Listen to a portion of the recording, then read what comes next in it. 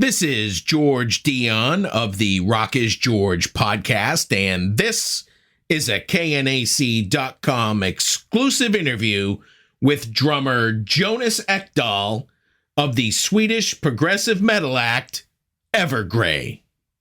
If I knew absolutely nothing about EVERGREY, how would you describe the band's music to me? Yeah, I would describe it as dynamic, melodic, and emotional. I'd have to agree with that.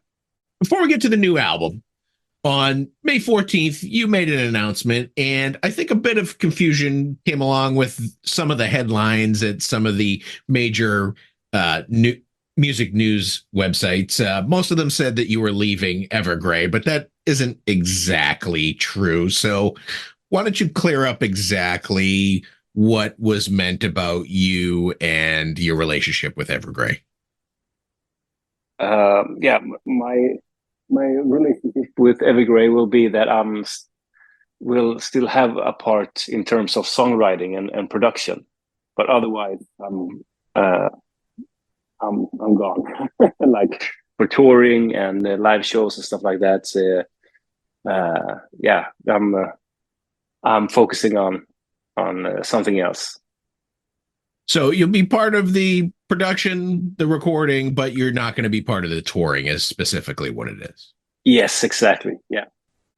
Was EVERGREY surprised about this particular announcement, or was this sort of a long time coming? No, I think they were very, very surprised and shocked, to be honest. I've not spoken to anyone regarding this, not even my wife, like until a couple of days before I had to mention this to the guys in the band, just to not have like an impact from anyone outside, and just focusing on what I wanted for myself, and listen to my heart. Yeah, I've given this a lot of thoughts. And it was pretty much the rigors of the road was what led you to your decision, correct? Yeah, as well as my love for writing songs and producing and recording and mixing, in like the studio part, the creative part has taken over that passion for me that used to be touring and being on stage playing drums. So it's like simple as that. My passion has shifted within the music, so I need to follow that. We'll get back to that in a little bit, but let's get to the latest album by EVERGREY, which is Theories of Emptinaess. It comes out June 7th through Napalm Records. It's the 14th studio album by EVERGREY. It was produced by you and vocalist Tom England. How much do you get involved in the songwriting of this album? A lot. Yeah, me and Tom do the most of the heavy lifting, kind of. It has become like a standard way of working for us, that me and him do the majority of the like songwriting and the production. The main difference though on this album is that Johan, our bass player, has contributed a lot with I think he presented in total like 35 ideas or something when we would start writing, so we could just pick the best parts that got us inspired and build songs out of that. And that felt like a huge relief for both me and Tom, not having the feeling that we need to present a lot of ideas beforehand, before starting, and come up with new ideas to start a new song. We could just go to Johan's folder on the computer and just pick whatever song that would fit for the day, basically. Yeah, and that was a super like luxury thing to have, like a bag of tricks or something. Just pull out and started working. So that was super inspiring and a new way for us. So your last studio album, 2022, is A Heartless Portrait. The Orphean Testament hit #3 in the Swedish metal charts, #5 in the top new artist chart, top new artist charts in the US, #7 in Finland, 12 in Germany. Is there pressure when you're creating another album to kind of achieve the same heights, or even pressure from the label to achieve the same heights? Not for us. We feel zero pressure from the outside.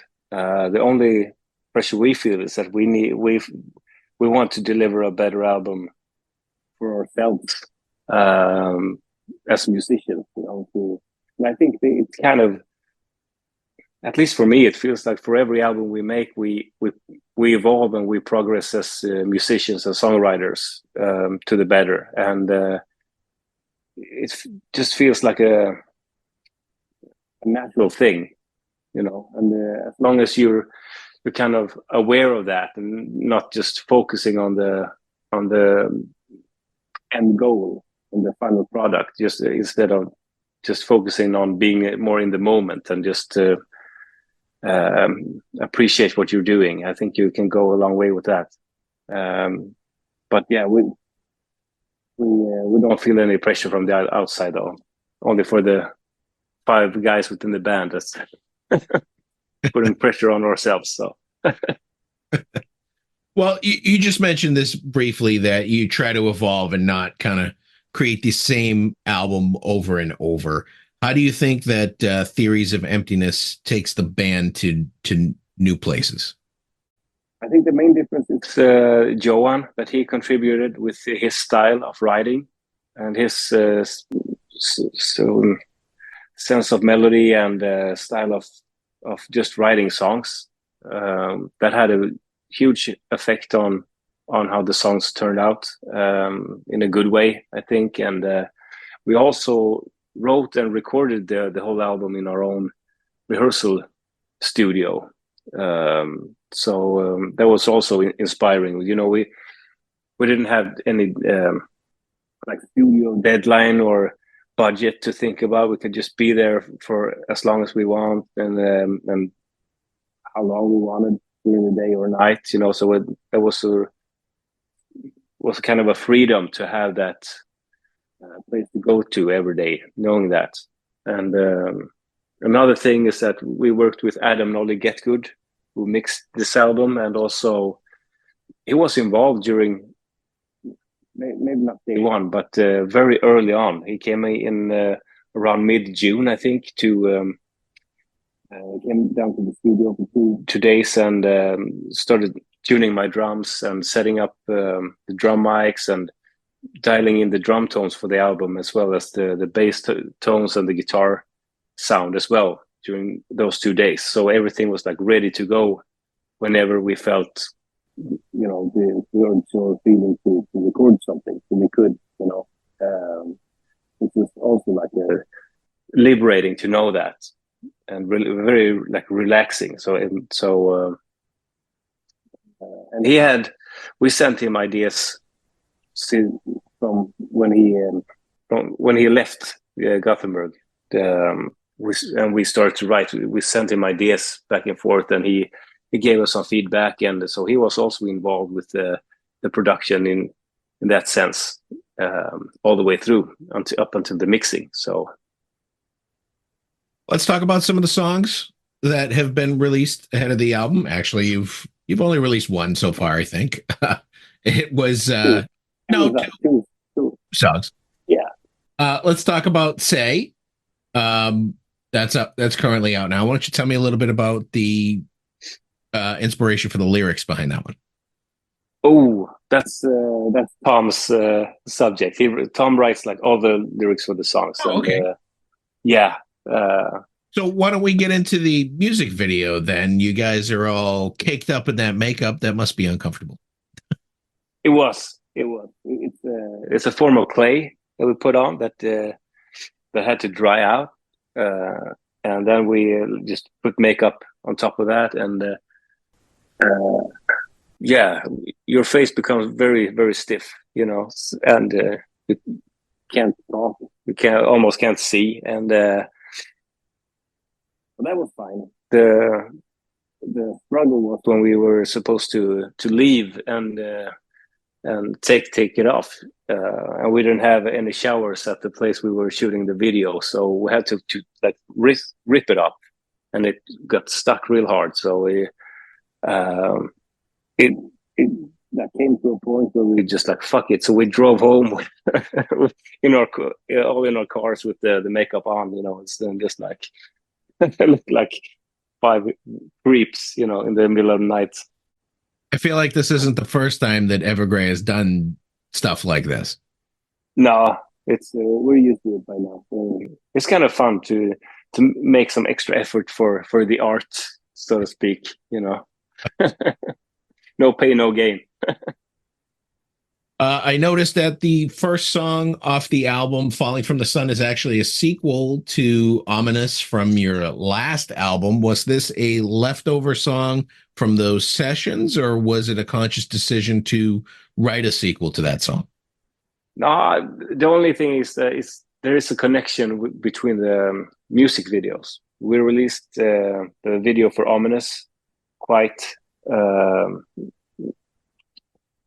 quite late for that album, and just like a month or two later, we released "Falling from the Sun," and there is a connection there between the songs, especially in the video that you can, if you're nerdy, you can go and check it out. Bring up the magnifying glass and trying to figure out if you know the connection there. So, but based on the songs, they're like separate from each other. It's more of a video thing. So, Okay. You have a couple of special guests on the album. You have on Cold Dreams, you have Jonas. I'm going to butcher his last name, Rensk. almost, yeah, Renkse. Rensk. Yeah. And Salina England. Jonas is from Katatonia, and Salina is Tom's daughter. How did you get them involved on the track? Salina has been on Evergrey albums before, and we felt that that song needed some female presence in a way. So it felt quite natural just asking her, because she's such a great singer, and she's a real pro when it comes to recording vocals and stuff as well. So it was like very natural decision to have her on the album. And as for Jonas, he and Tom played in like a prog rock project in Europe called Arion. It's by a guy called Arjen Lucassen, who puts together these really cool live shows and bring in guest artists all the time, and a bunch of different singers and but yeah, I wouldn't say like a musical, but it's more than just a live show, you know. So very cool. And this year, Tom was one of the singers, and Jonas was also one of the singers, and they gotten to know each other. And we actually were discussing who we would bring in, because we wanted to have like a guest feature on the new album, because it's fun to do some stuff like that sometimes. So, but we could never figure out who we wanted. If we wanted a guy or girl that could only like do only screams, aggressive vocals, or somebody who only would sing, you know. And all of a sudden, Tom just remembered, hey, why don't we ask Jonas? Because we're all KATATONIA fans. We love his style of singing and his voice. And we know that he could also do growl vocal, but he hasn't done it in so many years. So it would be really cool if we would get him to do that as well, kind of an exclusive thing, because he doesn't do it with KATATONIA anymore. So Tom asked him, and he just said, yeah. So Evergrey is heading out to do live shows in Latin America in June, Scandinavia in September, scattered festivals throughout. Since you're not going out this time or anymore, tell me about one of your most memorable gigs with Evergrey. One big one for me is when we played the Frog Power Festival in Atlanta The first time I played at Prague's Power Hour, I think it was in 2003. And I've only heard about the festival back then through the guys in Evergrey, and they always like hyped it up. It was like the coolest thing, the best thing ever, you know. And so I had such a high expectation from the festival, and I've seen small clips from internet. I don't think it was any YouTube or stuff like that back then, but I found some clips and it looked so fucking cool. And I dreamt of playing that festival one day, and then the day came when we did, and I was like super pumped. And I remember it was like a big thing, you know, for me. But also playing support to Dream Theater a couple of years ago. I think we did 3 shows or maybe 4 shows in Italy and Poland.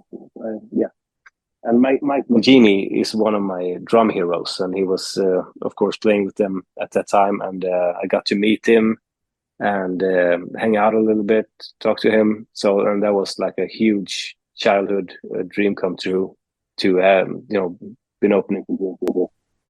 Tell me about one of your worst gigs with Evergrey. Yeah, there were quite a few of those too. We had some, you know, when the power goes out on stage and it's just chaos. So you have to try to put the power back on, and you have to get your senses together. And some shows have been complete shit shows. You know, like you just want to walk out. You know. So while those guys are out on tour, what are you going to be doing? We'll see. I have some projects lined up in terms of songwriting and production, so I'm going to be focusing on that. And besides that, we'll see. We'll see. Songwriting and production for other bands isn't something that's new for you. I mean, you've always done that on the side when you weren't working with Evergrey. I've noticed on Discogs some of the other projects that you've worked on. Yeah, exactly. So I really like doing that and writing music with different people, and it's a way different thing than writing with Evergrey. You know, those 4 guys, I know them since I was 17, so we know each other like 4 brothers, you know, and it's advantages as well, absolutely. But it's another edge to meet a new, just complete stranger, and then you're going to write a song together with that person for one day, you know. And I really like that challenge, you know, to get to step it up and be creative and just go for it. I wish you good luck in your future endeavors. And in the meantime, we can all enjoy Evergrey's upcoming album. Theories of Emptiness comes out on June 7th through Napalm Records. It's a fantastic album. I wish you the best of luck with it. And I want to thank you for taking the time to speak with KNAC.com and telling us more about it today. Awesome. Thank you for having me.